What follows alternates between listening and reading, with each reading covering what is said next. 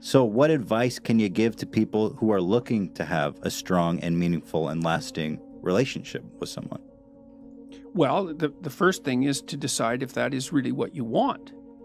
Is that fair, do you think, to say, I want to be single forever? Do you think that's realistic or fair assessment of oneself? I think that that's, for most people, a pathway to insanity. Yeah. The psychoanalysts used to think that, and we all think this way in some ways, that you're sane because you're well put together. Your psyche is well structured, right? It's internal, somehow inside your head. And there's some truth in that, but here's a more accurate viewpoint, I think. You outsource most of your sanity because it's too complicated. And so what you do is your parents raise you to be vaguely acceptable to other people. And then you're surrounded by other people your whole life. And then every time you go off the rails a little bit, even just a little bit, people signal to you. Like you make a joke, it's not that funny, and people don't laugh. And you think, oh, well, I should probably rethink my sense of humor a little bit or pay more attention. Or you tell a rambling story and you notice that everyone's like lost in the distance. And so if you're civilized enough so that people don't shun you and you have people around you, then they're going to be always telling you how to not be too insane. Well, if you're alone, you drift. You drift, and you'll drift in the direction of your biggest weakness. And so, there are some people, maybe they're introverted and disagreeable. They're not cut out for a lot of social contact. But we're social animals, man, right to the core. Sure. And it's a suboptimal solution for the vast majority of people. I think that people are having a harder time finding, let's call them more permanent relationships, is because it's become increasingly easy to have fleeting, casual sexual relationships. I mean, Tinder is a revolution, right? It's a revolution in sexual behavior, and it's certainly not obvious that it's Is it a social thing? Is it just technology? Is this what people want to be doing? Because you think the fleeting, easier, in some ways, but the technology has enabled this fleeting sexual activity. Definitely. Okay. Definitely. And that's, but we don't want to underestimate how radical a technology that is. That's especially for men. I do feel that deep down that all these people, men and women alike, are always longing for something more meaningful. Well, I think that that's generally the case. I mean, part of the reason for a relationship is sexual contact, obviously. Well, you don't necessarily need a relationship for that. But that's not the reason to be with someone. The reason to be with someone, when there's a lot of them. So one is, kids who have two parents do far better, period. The data on that is crystal clear. Doesn't mean that there aren't many single parents who struggle to do a wonderful job. Yeah. That's not the same thing. It's an average issue. So plus, it's a lot of work to have kids.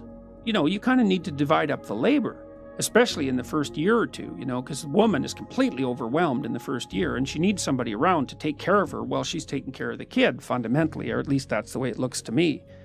So there's that. You need a stable basis for children, and it takes them a long time to mature, and they need to learn that relationships are trustworthy, right? So there's utility and stability there. But then also, you kind of want to tangle your life together with someone, because you have someone it's like two ropes that are tangled together. It's stronger, especially during times of weakness. And you have two brains instead of one, and that actually turns out to be really helpful when things are complicated. And it builds a solidity into your life and a reality into your life to have someone who's along with you on this very long voyage. And so I think that deepens your life in a way that isn't really possible with fragmentary relationships as a single person. Definitely. And then there's more to it than that. It's like, I think of wrestling. There's this scene in the Old Testament where Jacob wrestles with an angel. He's wrestling with God, actually, which is quite an interesting. That's what Israel means, right? Wrestling with God. Yeah, that just blew me away when I learned it. It's so is that true? The true people of Israel are those who wrestle with God. Wrestle yeah, with it's God. not believe exactly. It's a whole different thing, man. It's a whole different thing. Isn't it like fear from God? What it means? That's what I thought.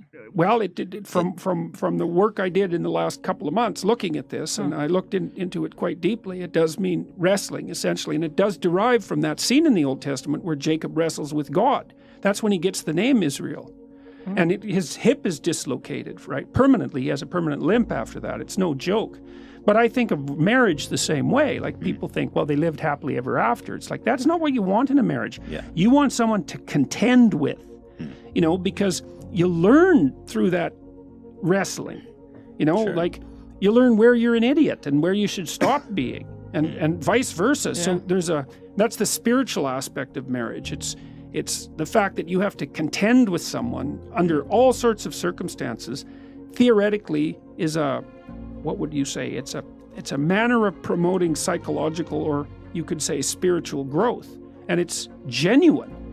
That's why marriage is a sacrament in most human communities, right? It's stamped both by the state and by the sacred authorities, because it's not just a physiological union. That's what animals do. And I mean, there's nothing wrong with the physiological union, but it has to be placed in the context of everything else a human being is. And I do think it's dreadful for people not to have that. And Do you think it's become harder for people to have meaningful, lasting relationships, or has it always been this hard? I feel like I thank God that I'm not dating now, because I feel like it seems like it's miserable out there right now.